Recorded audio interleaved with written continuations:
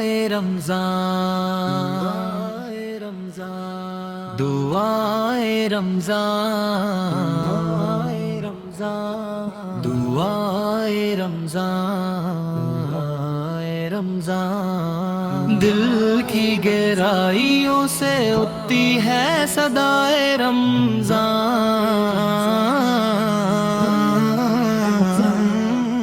رب کریم کی رحمت کی ہوتی ہے یہ پہچان۔ بسم اللہ الرحمن الرحیم، الحمدللہ رب العالمین، والصلاة والسلام علی سید الانبیاء والمرسلین۔ ناظرین اکرام، السلام علیکم ورحمۃ اللہ وبرکاتہ۔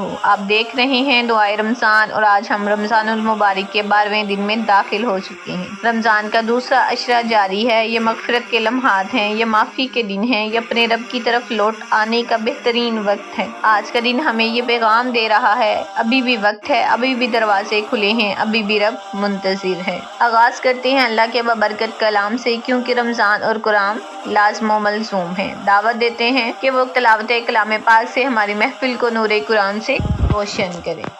اعوذ باللہ من الشیطان الرجیم، بسم اللہ الرحمن الرحیم، اذا جاء نصر اللہ والفتح ورأيت الناس يدخلون في دين الله أفواجا فسبح بحمد ربك واستغفره إنه كان توابا۔ پناہ مانگتا ہوں میں اللہ کی شیطان مردود سے، شروع اللہ کا نام لے کر جو بڑا مہربان نہایت رحم کرنے والا ہے۔ جب اللہ کی مدد آ پہنچی اور فتح حاصل ہو گئی، اے نبی صلی اللہ علیہ وسلم، تم نے دیکھ لیا کہ لوگ فوج در فوج اللہ کے دین میں داخل ہو رہے ہیں، تو اپنے پروردگار کی تعریف کے ساتھ تسبیح کرو اور اس سے مغفرت بھی مانگو، بے شک وہ بڑا معاف کرنے والا ہے۔ سبحان اللہ، کیا ہی خوبصورت تلاوت تھی۔ اب آئیے محبت رسول کے رنگ میں ڈوبتے ہیں۔ آج بھی روتا ہے آسماں ان لمحوں کو یاد کر کے، آج بھی روتا ہے آسماں ان لمحوں کو یاد کر کے، کہ رویا تھا کوئی صدیوں پہلے تنہا اپنی امت کے لیے۔ آئیے اس غم گسار، اس رحمت دو جہاں کی سیرت پر بات کرنے کے لیے، ان کی شان بیان کرنے کے لیے دعوت دیتے ہیں۔ آئیے نعت رسول مقبول صلی اللہ علیہ وآلہ وسلم پیش کریں تاکہ درود و اسلام کے نذرانے پیش کیے جا سکیں۔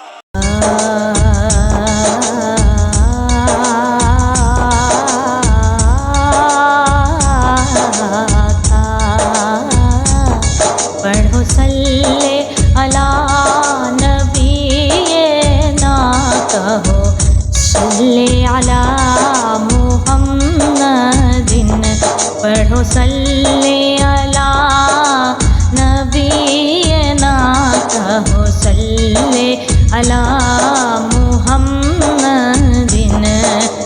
ایمان ملا ان کے صدقے، قرآن ملا ان کے صدقے، قرآن ملا ان کے صدقے، رحمان ملا ان کے صدقے۔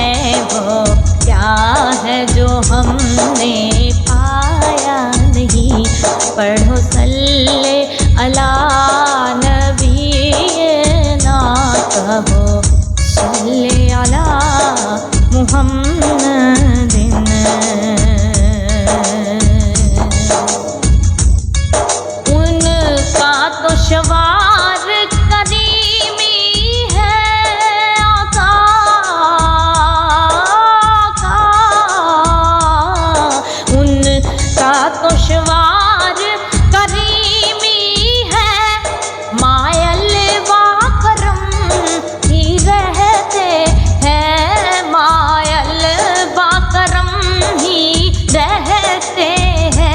جب نام لیا ہے، صلی اللہ جب نام لیا ہے، صلی اللہ جب نام لیا ہے، صلی اللہ جی جب نام لیا ہے، صلی اللہ وہ آ ہی گئے تڑپایا نہیں، وہ آ ہی گئے تڑپایا نہیں، پڑھو صلی اللہ نبی نا کہو صلی اللہ محمد، میں کیوں کسے دے بوہے آقا جا جا کے رول پاواں، میں کیوں کسے دے بوہے آقا جا جا کے رول پاواں، میں کیوں کسے دے بوہے سونیا جا جا کے رول پاواں،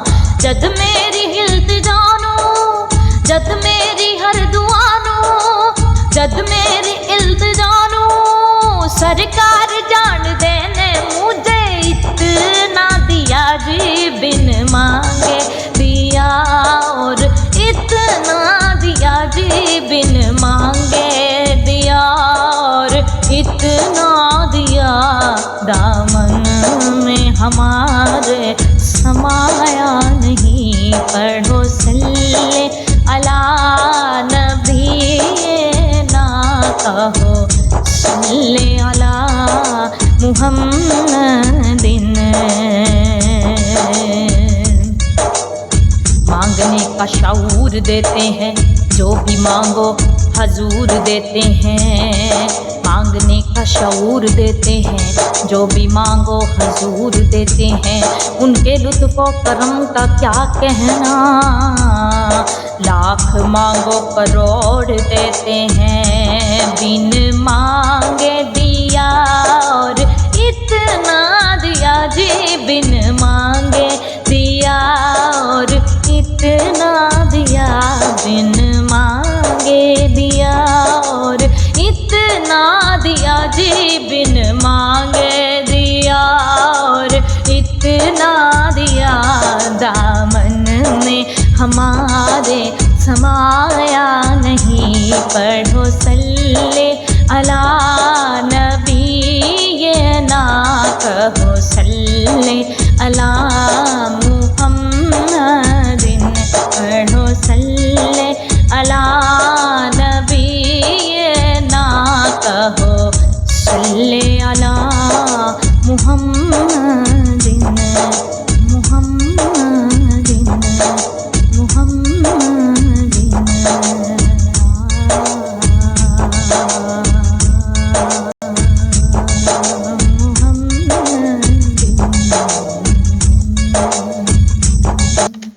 بالغ اللولا بکمالہ، کشف الدجا بجمالہ،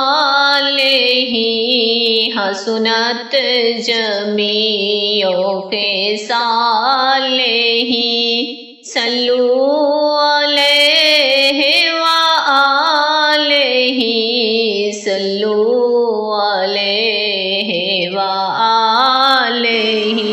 رمضان المبارک دراصل ہمیں قرآن اور صاحب قرآن سے جوڑنے کا مہینہ ہے۔ اگر ہم اپنی زندگی سنوارنا چاہتے ہیں تو ہمیں اس ہستی کی سیرت کو سمجھنا ہوگا جنہیں اللہ تعالیٰ نے ہمارے لیے بہترین نمونہ بنایا، وہ ذات اقدس جن کے بارے میں اللہ تعالیٰ نے فرمایا بے شک آپ صلی اللہ علیہ وآلہ وسلم کے اخلاق عظیم ہیں۔ جی ہاں، ہم بات کرنے جا رہے ہیں محمد صلی اللہ علیہ وآلہ وسلم کی مبارک سیرت طیبہ پر۔ وہ رحمتوں کا سفینہ و نور کا اجالا، وہ رحمتوں کا سفینہ و نور کا اجالا، وہ سب کا آسرا و امت کا سہارا۔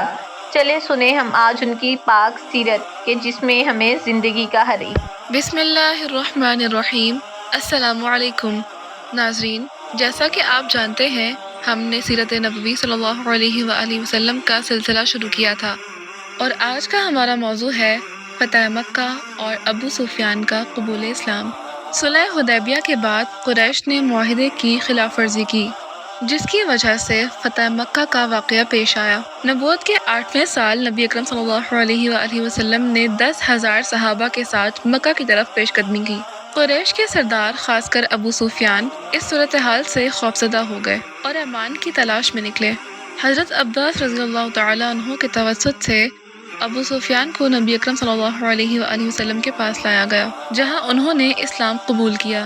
نبی پاک صلی اللہ علیہ وآلہ وسلم نے عام معافی کا اعلان کیا اور ابو سفیان کے گھر کو دارالامان قرار دیا۔ یہ واقعہ معافی اور رحم کی ایک بے مثال داستان ہے۔ تو آئیے ناظرین، اب چلتے ہیں قسط نمبر 4 کے سوال جواب کی طرف۔ پہلا سوال تھا کہ عام الحزن کے سال میں نبی کریم صلی اللہ علیہ وآلہ وسلم نے کن 2 عظیم ہستیوں کو کھویا؟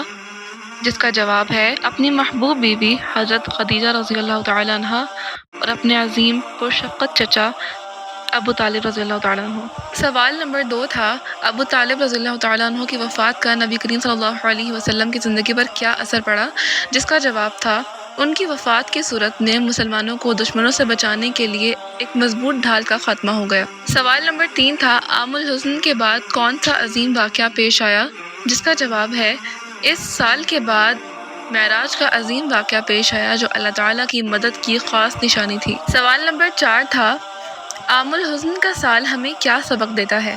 جس کا جواب ہے عام الحزن کا سال ہمیں ہمت، صبر اور اللہ تعالیٰ پر بھروسے کا سبق دیتا ہے۔ تو آئیے ناظرین، اب چلتے ہیں آج کی قسط کے سوالوں کی جانب، جن کا جواب آپ نے کمنٹ میں دینا ہے۔ پہلا سوال ہے صلح حدیبیہ کی خلاف ورزی کا کیا نتیجہ نکلا؟ دوسرا سوال فتح مکہ کے وقت قریش کے سرداروں کی کیفیت کیا تھی؟ تیسرا سوال نبی اکرم صلی اللہ علیہ وآلہ وسلم نے ابو سفیان کے ساتھ کیا سلوک کیا؟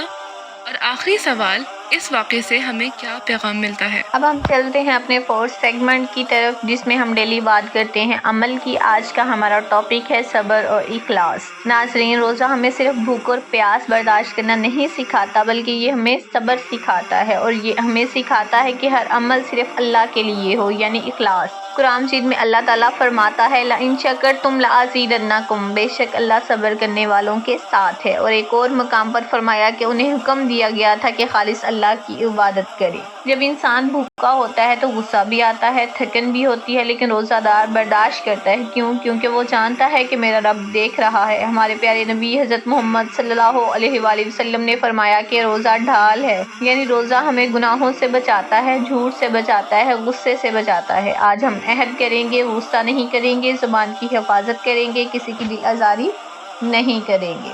ناظرین، اخلاص یہ ہے کہ ہمارا ہر عمل صرف اللہ کے لیے ہو، نماز بھی اللہ کے لیے، روزہ بھی اللہ کے لیے، صدقہ بھی صرف اور صرف اللہ کے لیے۔ اگر ہم لوگوں کو دکھانے کے لیے نیکی کریں تو اس کا اجر کم ہو جاتا ہے، لیکن اگر صرف اللہ کی رضا کے لیے کریں تو وہی چھوٹا سا عمل بھی بڑا بن جاتا ہے۔ آج کے دن ہم 3 کام ضرور کریں گے۔ کسی پر غصہ آئے تو فوراً اعوذ باللہ پڑھیں گے، کم از کم 100 مرتبہ استغفر اللہ پڑھیں گے۔ ایک نیکی چھپ کر کریں جس کا علم کسی کو نہ ہو، یہی صبر اور اخلاص کی اصل مشق ہے۔ ایک بزرگ سے پوچھا گیا کہ اخلاص کیا ہے؟ انہوں نے فرمایا جب تمہاری نیکی کو کوئی نہ دیکھے اور تمہیں کوئی فرق نہ پڑے تو یہی اخلاص ہے۔ صبر کی راہ میں مشکل تو بہت آتی ہے، صبر کی راہ میں مشکل تو بہت آتی ہے، پر یہی راہ خدا تک ہمیں لے جاتی ہے۔ اخلاص سے جو عمل رب کی رضا میں ہو، اخلاص سے جو عمل رب کی رضا میں ہو، وہی نیکی قیامت میں کام آتی ہے۔ یا اللہ ہمیں صبر کی توفیق عطا فرما، ہمیں اخلاص نصیب فرما، ہمارے روزوں کو قبول فرما، ہمیں سچی توبہ نصیب فرما، اور ہمیں اپنے محبوب صلی اللہ علیہ وآلہ وسلم کی سچی اتباع کی توفیق عطا فرما۔ آمین آمین یا رب العالمین۔ سبحان ربک رب العزت عما یصفون وسلام علی المرسلین والحمد للہ رب العالمین۔ دعائے رمضان